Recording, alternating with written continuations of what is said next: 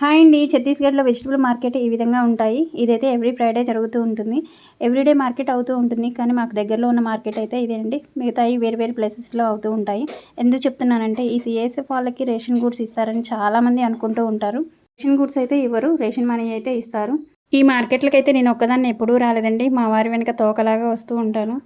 మార్కెట్లో అయితే నాకు తెలియనివి, నేను చూడనివి ఇంకా ఏవేవో ఆకుకూరలన్నీ అమ్ముతూ ఉంటారు. వాటి పేర్లు కూడా నాకు తెలియదండి. ఇంకా ఈ మార్కెట్లోనే కత్తులు, కటార్లు అన్నీ అమ్ముతుంటారు.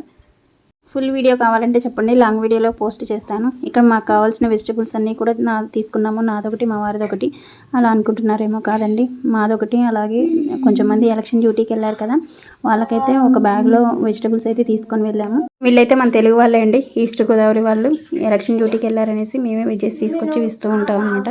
క్వార్టర్ దొరకకుండా ఉంటే ఇదే విధంగా బయట రెంట్కి అయితే తీసుకొని ఉండాల్సి వస్తుంది. ఒక ఐడియా కోసం అయితే షూట్ చేశాను. వీడియో నచ్చితే లైక్, షేర్, సబ్స్క్రైబ్.